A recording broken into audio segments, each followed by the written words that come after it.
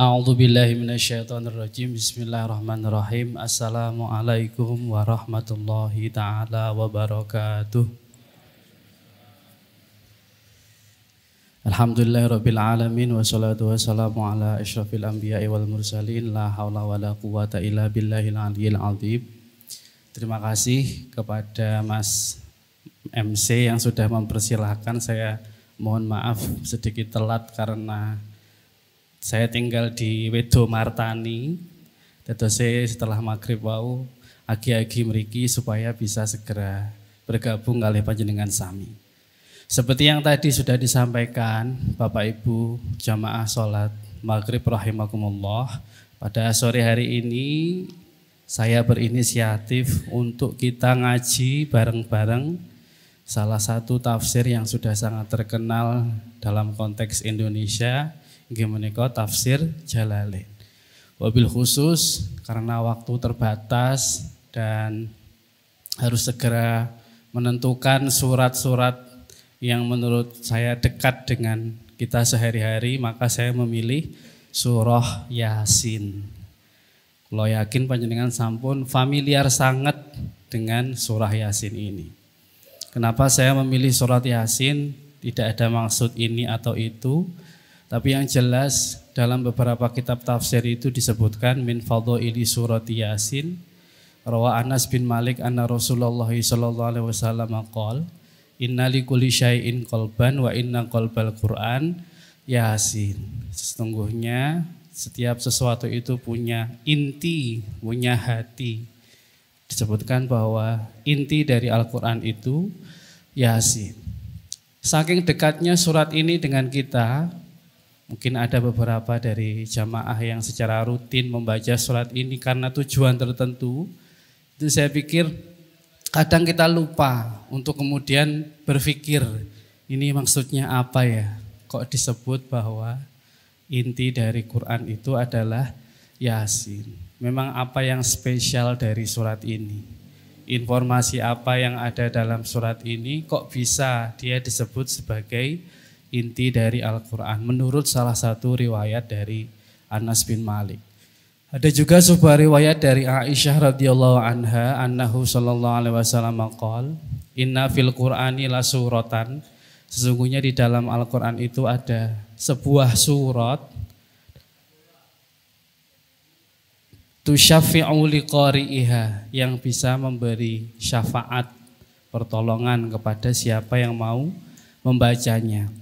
Wa yughfaru limustami'iha. Tidak cuma yang baca, tapi yang dengar pun mendapat barokah dari surat ini. Jadi yang membaca mendapatkan syafaat, yang mendengar mendapatkan maghfirah.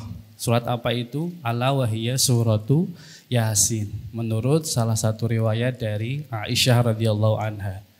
Disebutkan yang terakhir dari Yahya bin Abi Katsir, ballaghani anna man qara'a surata Yasin. Telah sampai kepadaku bahwa siapa-siapa yang mau baca surat Yasin lailan dalam waktu malam, ba'da maghrib, ba'da isya atau setelah itu, yang penting malam hari, lam yazal fi farahin, sepertinya dia akan terus senang hatinya. Jadi setelah membaca surat Yasin itu auranya aura gembira, hatta yusbiha, sampai menjelang waktu pagi. Wa kadza fin nahar, dan begitu pula sebaliknya, yang baca di setiap pagi, vibes, bahasa anak sekarang vibes. Jadi aura positif dari surat Yasin itu membawa dia kepada kegembiraan. Nah, lagi-lagi saya bertanya, ini memang apa toh yang spesial dari surah Yasin ini? Wa yusaddiqu dzalika at-tajribah. Konon katanya para ulama kita terdahulu itu tidak hanya mendengar riwayat ini tapi juga mempraktekkan. Jadi at-tajribah itu eksperimen, melakukan amalan ini dan membuat mereka bahagia sepanjang hari, kira-kira begitu. Bapak Ibu rahimakumullah, itu alasan kenapa kita akan mengkaji surah Yasin ini tentu sedapatnya karena suratnya panjang. Ya kalau kita sampai pada ayat keempat ya alhamdulillah, kelima ya alhamdulillah. Yang jelas sesampainya saja kita membaca apa yang bisa kita baca. Nomor 2 Bapak Ibu rahimakumullah, mengapa membaca kitab itu penting? Saya pikir ada kekeliruan di era modern ini yang menganggap bahwa ini ngapain kita ngaji kitab-kitab klasik lagi, kan pengarang Tafsir Jalalain ini Suyuti itu 911 Hijriah, jadi awal abad ke-10. Seperti kayak ilmu-ilmu seperti ini sudah tidak berguna lagi begitu bagi zaman sekarang. Dimaunya orang sekarang itu karena kita pedulinya dengan Quran saja, ya sudah kita langsung menuju Al-Quran. Sepertinya pandangan seperti ini kurang bijaksana.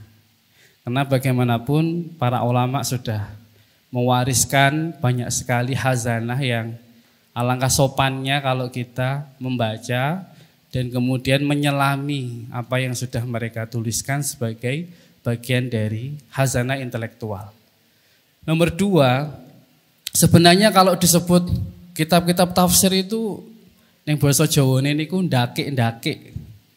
Bahasanya kayak yo terlalu melangit, ruwet gitu. Nah, orang-orang yang berpikiran seperti itu saya pikir kurang wawasan ya.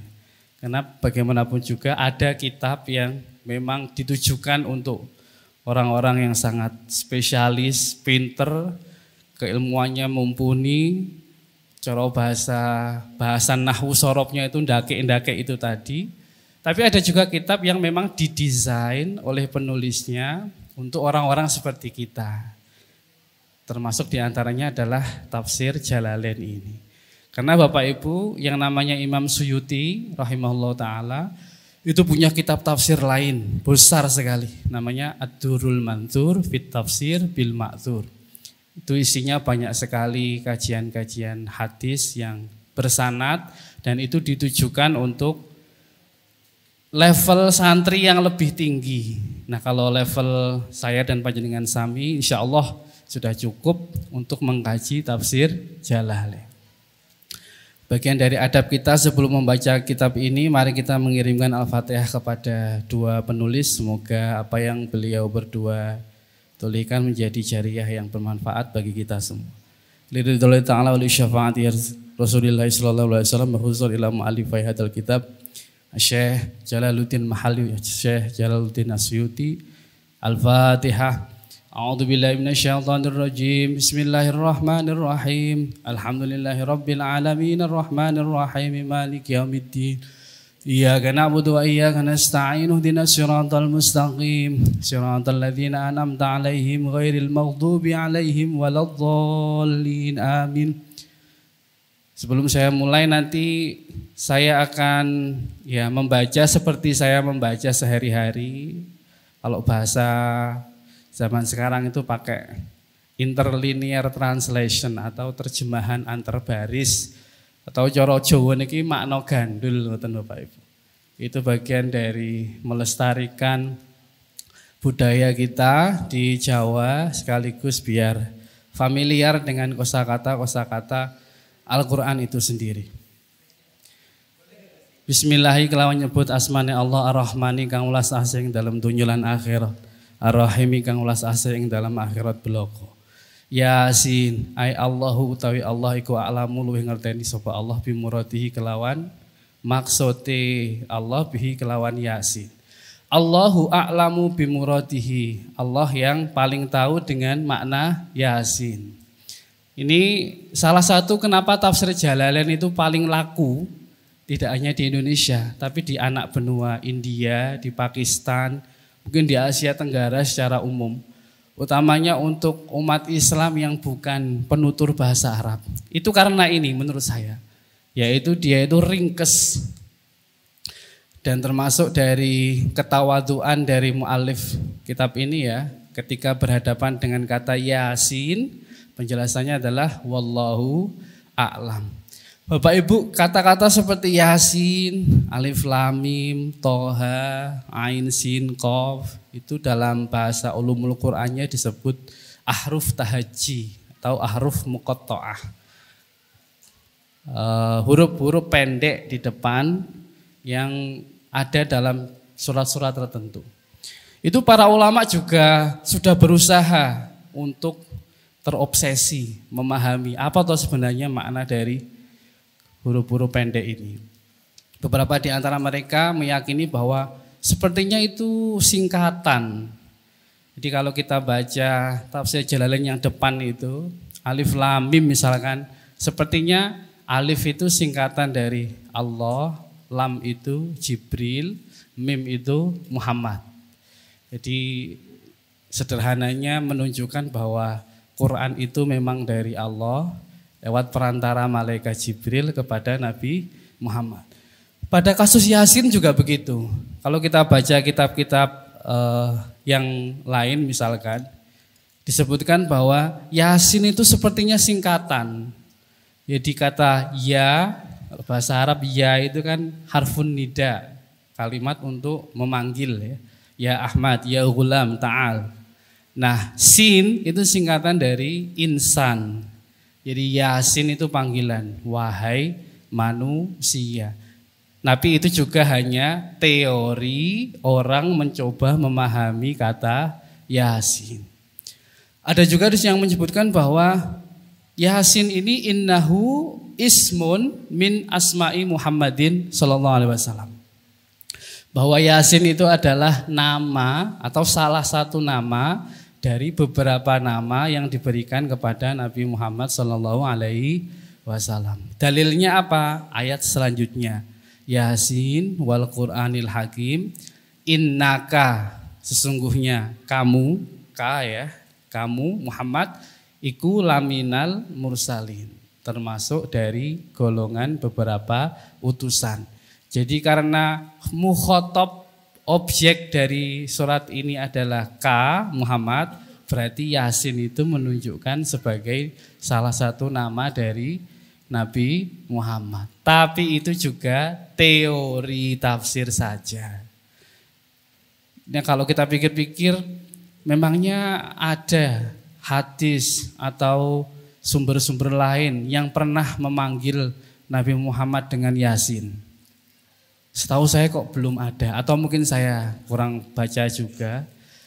Tapi kayaknya memang kalau kita mengatakan Yasin itu salah satu nama dari Nabi Muhammad, itu ya hanya berdasarkan surat ini. Yasin wal Qur'anil Hakim, innaka, sesungguhnya kamu laminal mursalin.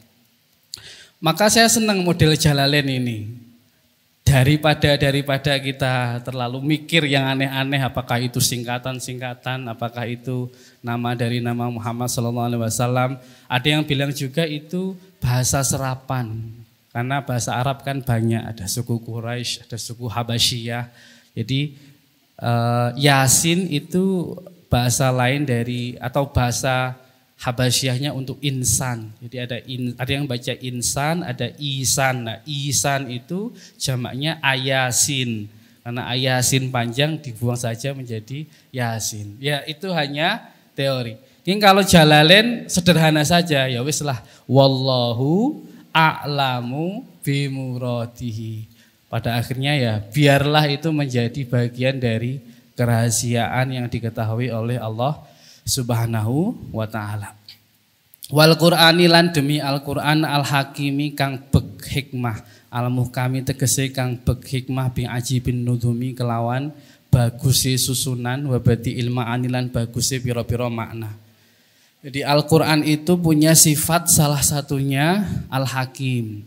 Bapak Ibu, Al-Qur'an itu sering menyebut dirinya dengan banyak sekali nama. Di satu sempat dia menyebut dirinya sebagai Adz-Dzikr, ada juga At-Tanzil. Nah, dalam hal ini Quran menyebut dirinya sebagai Quran dari kata qara'a yaqra'u qira'atan wa Qur'anan, artinya dhammul huruf ba'diha bi ba'din. Jadi membaca dan sesuatu yang dibaca. Disebutkan oleh Imam Suyuti bahwa apa maksudnya bahwa Quran itu Al-Hakim, penuh dengan kebaikan atau kebijaksanaan. Maksudnya adalah bi'ajimin nudhumi, yaitu susunannya bagus, wabadi'il ma'ani, dan maknanya itu dalam. Sesungguhnya ini adalah bantahan kita kepada orang-orang yang mengatakan bahwa Quran itu tidak teratur susunannya. Bapak Ibu, kalau di kampus kita itu sering ngaji atau membaca satu surat itu, ya kita preteli satu-satu. Misalkan begini, Yasin wal Qur'anil Hakim innaka laminal mursalina ala siratim mustaqim. Nah ini kan bahas tentang Quran dari Nabi Muhammad. Kemudian litung diro qaumam ma'ung diro aba'uhum fahum ghafilun, tentang fungsi dari Al-Quran. Dan seterusnya. Kemudian nanti ada pada kemudian inna ja'alna fi anakihim. Ini topik baru. Jadi ini tidak berkaitan dengan 7 ayat sebelumnya.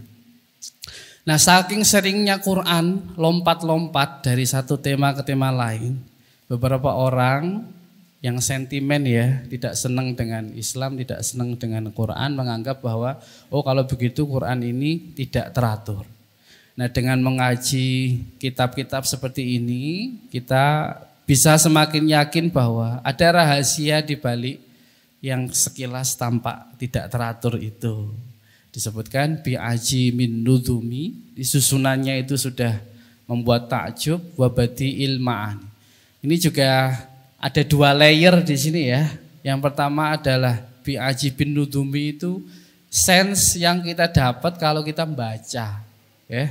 Jadi kalau kita baca Al-Quran, misalkan ya kapan-kapan lah Bapak Ibu kalau membaca Quran itu sambil dinikmati rimanya, sambil dinikmati hentakan-hentakannya. Wah itu nikmat sekali. Jadi misalkan Qul huwallahu ahad, Allahus somad, itu kenapa endingnya bisa pas, pakai kol-kolah semua dan diakhiri dengan ada semua begitu. Itu bagian dari bi'ajimin nudhumi. Susunannya saja kalau dibaca secara zahir tanpa tahu maknanya itu sudah luar biasa. Apalagi kalau wabadi'il ma'ani. Kalau kita punya waktu luang untuk lebih mencoba faham dengan memahami makna-makna yang tersambut dalam Al-Quran itu. Saya lanjutkan. Wa innaka lan stuhni siram Muhammad, ya Muhammad tegese Muhammad ikula minal mursalina, setengah saking wong kang den utus. Muhammad, engkau adalah bagian orang yang diutus oleh Allah Subhanahu wa ta'ala. Ala siratin ing atase dalan mustaqimin kang jejeg. Aitorikil anbiya tegese dalane boro-boro nabi qoblaka sadurunge sira. Apa maksud ala siratin mustaqim? Innaka laminal mursalina ala siratin mustaqim. Di sini dipilih yaitu Thoriqil Anbiya, bahwa jalan yang ditempuh oleh Nabi Muhammad itu bukan jalan baru yang dibuat oleh Nabi Muhammad sendiri, tapi itu adalah jalan yang sudah dirintis oleh para nabi terdahulu. Ini sekaligus membangun otoritas kalau dalam bahasa kita, ya, bahwa kemudian Nabi Muhammad itu mengikuti apa yang sudah dimulai oleh Rasul-Rasul terdahulu.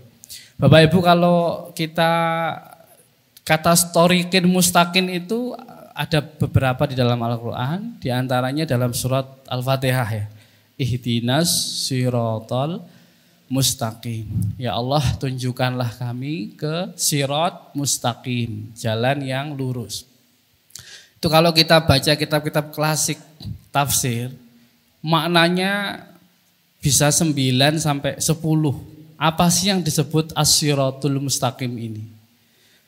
Kalau yang tidak mau ribet, ya sudahlah, siratul mustaqim itu ya Islam. Karena Islam itu dinul haq, agama yang benar. Yang lucu, ada juga para ulama yang mengaitkan ini dengan tokoh-tokoh tertentu. Jadi yang disebut thoriqil mustaqim di sini adalah Muhammadun wa sahibahu. Muhammad dan 2 sahabat paling dekat. Kira-kira kalau menyebut 2 sahabat paling dekat itu siapa? Abu Bakrin wa Umaru. Nah, kita kalau menyebut ada Nabi Muhammad, Abu Bakrin wa Umaru, itu kesannya sunni sekali ya. khulafaur rasyidun sekali. Ada ulama yang kemudian nggak terima juga, disebutkan, oh itu bukan Muhammad wa sahibahu, tapi Muhammad wa alu baitihi ajmain. Muhammad dan ahlul bait. Sehingga orang kemudian, loh, yang tadi sunni banget, yang ini kok syi'i banget. Jadi ada ahlul bait. Maka kemudian ada juga yang mengambil kesemuanya. Ya sudahlah, yang jelas Muhammadun wa ashabuhu wa ahlu baitihi ajmain. Pokoknya kalau semuanya baik, mengajarkan kebaikan, baik itu Nabi Muhammad, khulafaur rasyidun, ahlul bait, ya kita tetap menganggapnya sebagai bagian dari thoriqin mustaqim. Nah, itu saya jelaskan karena menunjukkan bahwa dari Al-Quran ini bisa lahir bermacam-macam pemahaman.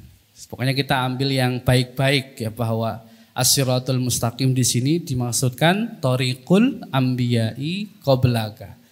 At-tauhidi tegese tauhid wal huda lan pituduh. Wabil khusus kalau kita ngomong agama Islam itu core-nya, intinya adalah tauhid dan hidayah, tauhid dan petunjuk. Wa taqidulan oleh den kuatake bil qasami kelawan qasam. Ada qasam, dia qasam itu sumpah nggih. Jadi kenapa kok Quran bersusah payah harus menyebut wal Qur'anil Hakim? Itu maknanya apa? Wa ghairuhu iku raddun nolak liqaulil kufari maling ucapane pira-pira kufar lahu maring Muhammad lasta ora ana utawi sira Muhammad iku mursalan wong kan diutus. Jadi itu adalah bentuk jawaban Al-Qur'an atas pernyataan-pernyataan orang kafir yang tidak mengakui Nabi sebagai Nabi atau sebagai Rasul.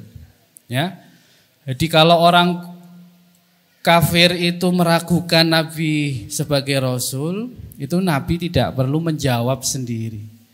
Dijawab oleh Allah langsung di dalam Al-Quran. Innaka laminal mursalin.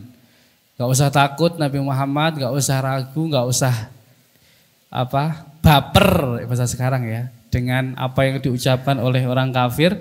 Pokoknya kamu ini adalah minal mursalin. Itu sudah pakai kata innaka. Kalau innaka itu dalam bahasa Arab harfut takkid atau taukid ya, penguat. Tapi masih kurang kuat lagi, didobeli dengan qasam di depannya, sumpah. Jadi ada qasam di depan, kemudian ada jawabul qasam pakai harfut taukid inna, itu mengukuhkan bahwa memang Nabi Muhammad itu adalah diutus oleh Allah Subhanahu wa ta'ala.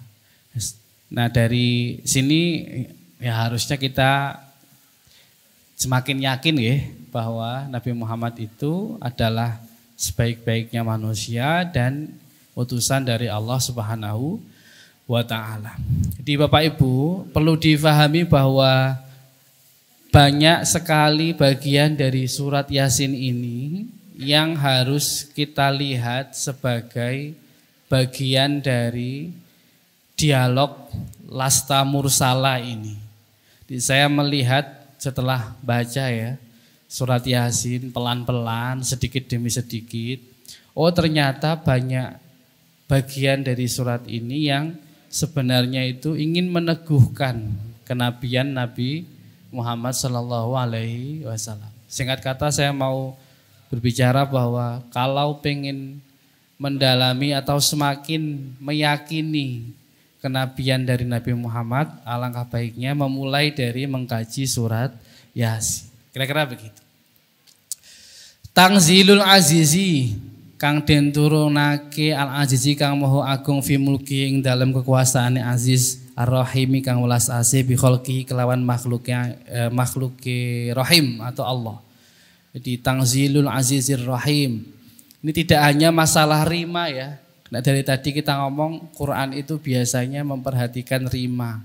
Wal Qur'anil Hakim innaka laminal mursalin ala siratim mustaqim. Selalu diakhiri dengan mat, kemudian ada di akhir kalimat.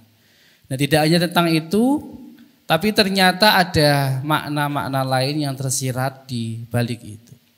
Maksud dari Allah Rahim bi khalqihi yaitu bahwa Allah itu memiliki sifat belas asih kepada semua makhluknya.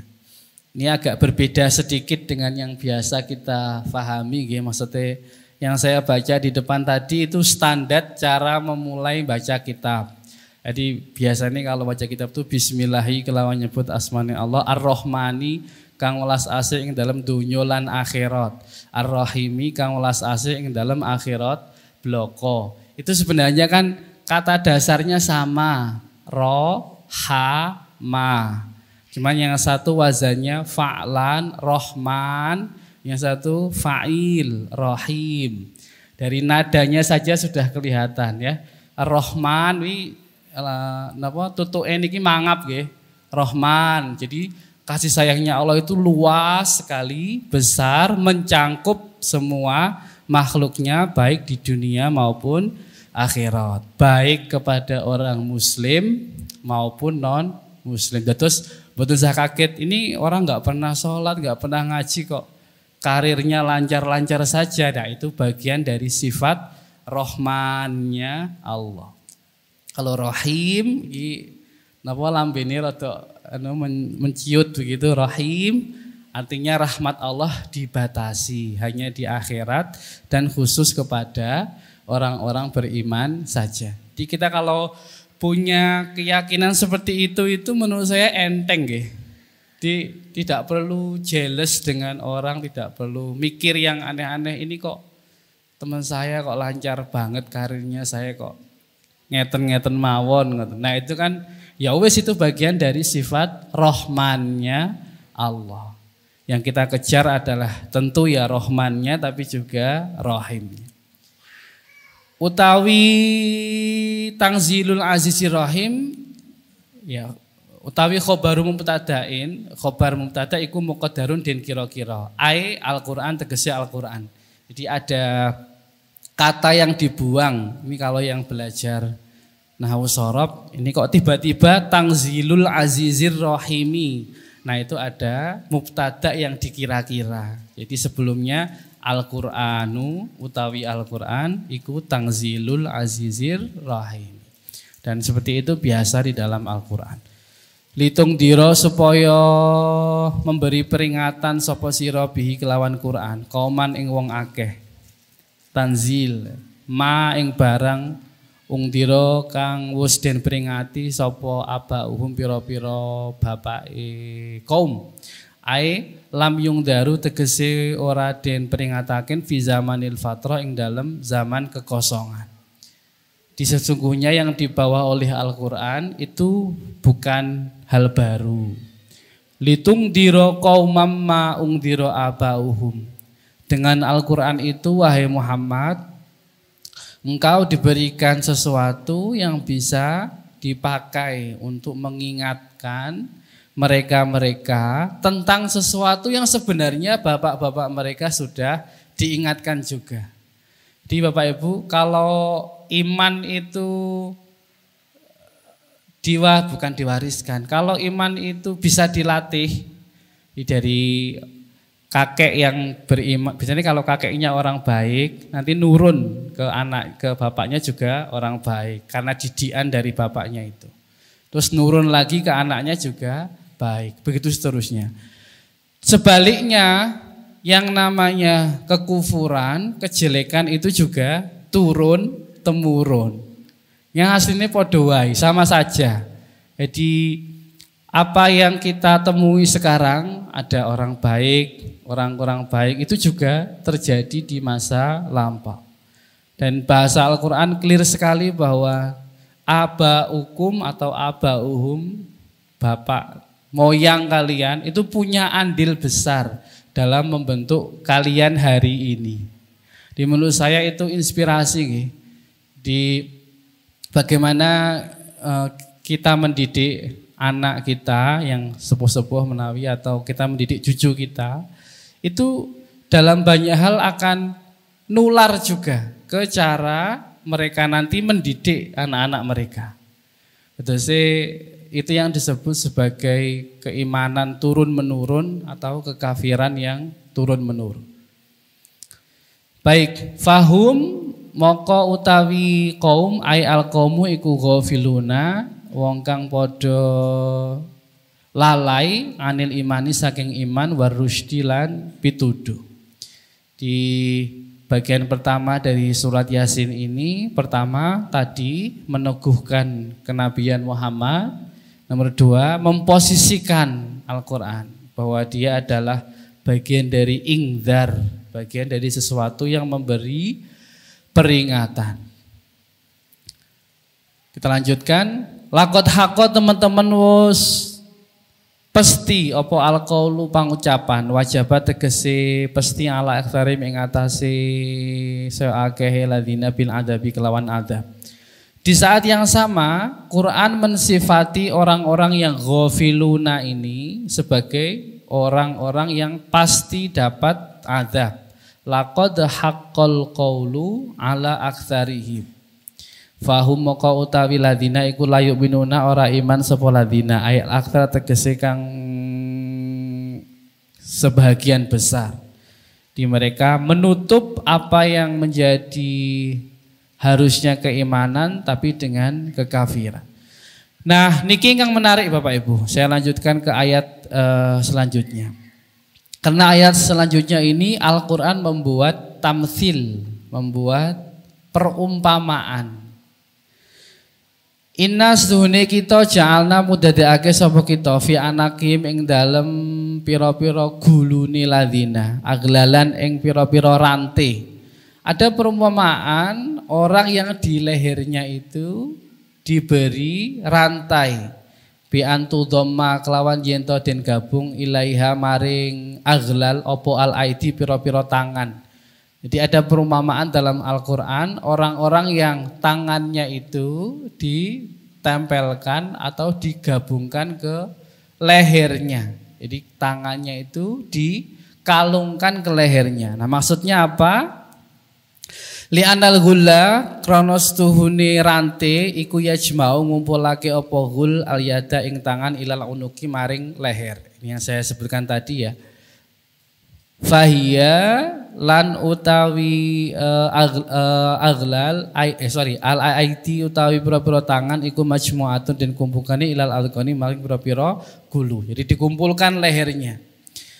Utawi adqon iku jam'u dzaqonin. Kata adqon itu jamak dari dzaqon yang artinya leher. Wa huwa utawi dzaqon iku mujtama'ul lahyaini. Gon ketemune pira-pira brengos.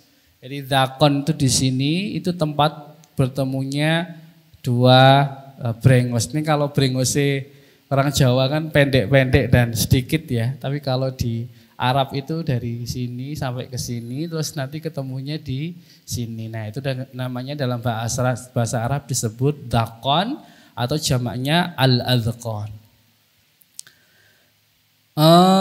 Fahum maka utawi aladina yu'minun iku mukmahun ndangak sapa ladina. Karena tangan mereka berkumpul di lehernya itu enggak bisa dingkluk. Nah itu apa maknanya? Kenapa ada tamtsil seperti itu di dalam Al-Quran? Jadi ada orang-orang yang enggak bisa dingkluk karena di bawah lehernya itu mereka menggantungkan tangan-tangan mereka sendiri. Rafi'una tegese ngangkat ru'usahum ing pira-pira sirahe ladina layastati'una ora kuwasa sapa ladina khafdhaha ing dingklukake ha ing ru'us wa hadalan utawi iki iku tamtsilun perumpamaan. Wal muradulan utawi maksude annahum utawi setune ladina iku la yut'inuna ora patuh sapa ladina lil imani maring iman wala yakhfaduna lan ora ngasorake sapa ladina ru'usahum ing pira-pira sirahe ladina lahu maring iman. Ini adalah perumpamaan Al-Qur'an untuk menyebut orang-orang yang sombong. Orang kafir yang ini bahasa Jawa ini apa? Ita itu yang napa nggih? Jadi saking sombongnya itu seakan-akan mereka selalu ndangak begitu ya, kayak orang nantang begitu, dan tidak mau menundukkan wajahnya atau kepalanya. Bapak Ibu, dalam konsep Islam dewasa ini dan yang kita kenal, yang namanya ketundukan, ngasoraken, itu melambangkan kepatuhan, ya. Itulah mengapa kemudian puncak dari ibadah sholat kita itu sujud. Dan sujud itu sudah sehina-hinanya makhluk karena kita meletakkan sesuatu yang di atas, itu tempatnya di paling bawah. Nah, permisalan Al-Quran sangat jelas sekali. Kok ada orang yang menutupi dirinya dari beriman kepada Nabi Muhammad dalam aspek apapun, itu mirip orang yang tidak sujud, dia berdiri, tapi kemudian dia meletakkan kedua tangannya di lehernya. Dan itu mencegah dia untuk tunduk, untuk ngasoraken dirinya mengikuti jalan keimanan tadi. Menurut saya ini permisalan yang sangat indah dari Al-Quran. Kadang kalau dalam dibaca ya, dalam konteks kita sebagai orang Jawa atau orang Indonesia, kadang yo tidak begitu masuk. Karena konsep atau gambaran orang yang naruh tangannya di leher itu kok hampir tidak pernah ada ya kalau di Jawa. Ini paling mangku tangan gitu dengan yang males atau apa. Tapi kalau ada orang sampai mengikat tangannya di leher supaya dia tidak bisa jingkluk, nah itu tidak begitu masuk dalam tradisi kita. Itulah mengapa kemudian kalau membaca Al-Quran harus melihat ke konteks bangsa Arab karena kepada mereka lah Al-Quran diturunkan. Kalau lanjutaken, wa ja'alna lan wis dadekake sapa kita min baini adihim ing dalam antarane pira-pira tangane ladina sadan ing aling-aling. Kemudian kami menjadikan di antara kedua tangannya itu penghalang, wa min khalfihim lan ing burine ladina sadan ing aling-aling, dan di belakang juga ada penghalang. Bi fathisin kelawan fathah sin, di ada yang membaca wa ja'alna min baini aidihim saddan wa min khalfihim saddan atau wa dhammiha. Ada beberapa imam qiraah yang membacanya wa ja'alna min baini aidihim suddan wa min khalfihim suddan. Ngoten niku hal yang lumrah dalam tradisi membaca Al-Quran. Tentu punya konsekuensi dalam maknanya masing-masing. Fa'aghsyainahum nuli nutup sapa kita hum ing ladina fahum moko utawi ladina iku layubsiruna ora bisa ningali sapa ladina. Tamtsil aidon utawi iki iku tamtsil perumpamaan aidon halimane lisati turukil imani alaihim krana aling-alingi pira-pira dalan iman alaihim ing atase ladina. Ini ada perumpamaan yang lain. Jadi orang seperti yang sedang berdiri, di depannya ada satir ya, penutup, di belakangnya juga ada penutup, sehingga orang itu tidak bisa melihat apapun. Jadi ini ada dua tamsil yang berbeda. Kalau yang tadi tentang orang yang menaruh lehernya, nah di bagian kedua ayat ini menyebut ada orang yang di depannya ditutup, di belakangnya ditutup. Jadi ini bahasa anak sekarang itu black out. Di depan gelap, di belakang juga gelap. Itu tamtsil bagaimana tertutupnya hati orang-orang kafir ini terhadap kebenaran dan kebaikan yang dibawa oleh Nabi Muhammad SAW. Karena kadang itu tidak masuk akal ya, dalam arti begini, kita yang tidak pernah ketemu Nabi Muhammad saja, kalau melihat gambaran-gambaran tentang beliau di kitab-kitab hadis, di kitab-kitab burdah, itu kok rasanya, kok ya bisa ada orang benci kepada Nabi yang spesial seperti ini, baik perangainya, bagus rupanya, kok ya bisa ada orang yang tidak mengimani orang yang seperti itu, sementara kita yang terpaut sekian ratus tahun dari beliau saja ngefansnya luar biasa. Nah itu tamtsilnya ya seperti yang disebutkan oleh Al-Quran ini. Wa ja'alna min baini aidihim saddan wa min khalfihim saddan. Gak usah bingung kira-kira begitu. Itu yo make sense saja, masuk akal saja. Karena mereka itu seperti orang yang di depannya dikasih penghalang, belakangnya penghalang. Fa'aghsyainahum, dan mereka ditutup dan mereka tidak bisa melihat. Jadi memang benar-benar sudah dibutakan oleh Allah Subhanahu wa taala dari melihat kebaikan. Niki sampai jam pinten nggih? Napa sampun? Oh nggih. Nggih, kula akhiri napa halaqah kita pada hari ini. Mugi-mugi saged diterusaken dalam momen-momen yang lain. Adada kulli harfin kutiba yuktabu abadal abadin wa darud dahirin. Wassalamualaikum warahmatullahi taala wabarakatuh.